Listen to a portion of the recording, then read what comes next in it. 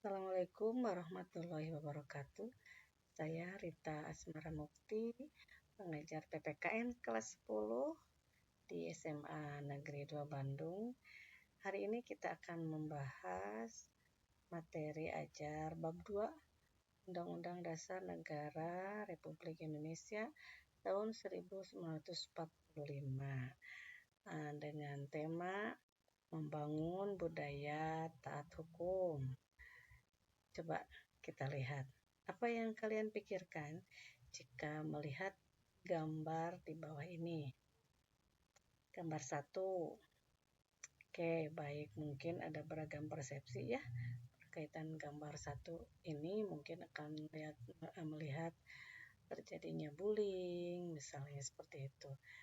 Gambar 2, betul, gambar 2 berbicara tentang bagaimana seseorang taat terhadap peraturan di mana mengendarai kendaraan motor dengan menggunakan helm. Boleh. Nah, adakah yang kamu tahu tentang artinya ubi societas ibius? Ya, artinya adalah di mana ada masyarakat, di situ ada hukum. Nah, bagaimana peraturan atau hukum ini terbentuk ya. Adapun unsur-unsur penyusunan dari peraturan hukum itu sendiri, pertama, peraturan ini mengenai tingkah laku manusia tentunya. Kemudian peraturan juga ditetapkan oleh lembaga resmi yang berwenang atau sah. Kemudian dia bersifat memaksa dan jelas yang membedakannya adalah adanya sanksi bagi pelanggaran atau bagi pelanggarnya. Nah, bagaimana dengan kesadaran hukum itu sendiri? Kesadaran hukum ini adalah kesadaran terhadap nilai-nilai yang ada dalam diri seseorang terhadap hukum yang berlaku.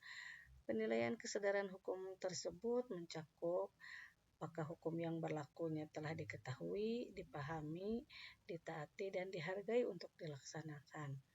Dasar konstitusional dari hukum ini adalah pasal 1 ayat 3 Undang-Undang Dasar Negara Republik Indonesia tahun 1945 yang berbunyi, negara Indonesia adalah negara hukum.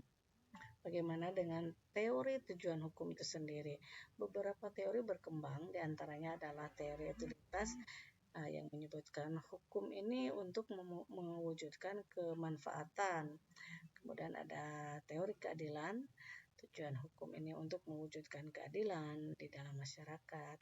Ada juga teori gabungan, pentingnya hukum adalah untuk mewujudkan keadilan dan manfaat, serta teori ketertiban dan ketentraman masyarakat. Tujuan hukumnya adalah untuk mengatur pergaulan hidup secara damai. Tujuan hukum itu sendiri adalah bagaimana menciptakan kesejahteraan dan kenyamanan dalam kehidupan. Kemudian menjaga supaya tidak terjadi aksi-aksi tidak terpuji di tengah masyarakat. Juga sebagai pedoman bagi masyarakat dalam berperilaku dan bagaimana melindungi hak dan kewajiban untuk mewujudkan keadilan. Tadi disebutkan tentang kesadaran hukum adalah kesadaran terhadap nilai-nilai yang ada dalam diri seseorang terhadap hukum yang berlaku. Penilaian kesadaran hukum tersebut mencakup hukum yang berlaku, kemudian hukum yang telah diketahui, dipahami, ditaati, dan dihargai untuk dilaksanakan. Sumber hukum ada 2, ada sumber hukum tertulis atau dikodifikasi ya. Sumber hukum tertulis ini adalah hukum yang berlaku dan tercantum dalam berbagai peraturan negara. Bisa kita lihat di bawah ini sebetulnya hierarki atau tata urutan perundangan ya.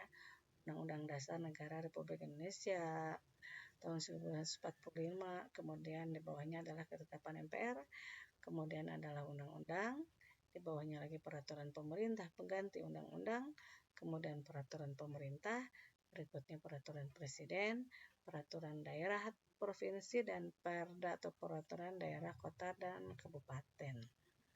Sementara sumber hukum tidak tertulis ini adalah hukum yang hidup dan berkembang di masyarakat dan tidak tertulis ya. bisa hukum adat atau kebiasaan di masyarakat. Demikian untuk hari ini. Terima kasih. Assalamualaikum warahmatullahi wabarakatuh.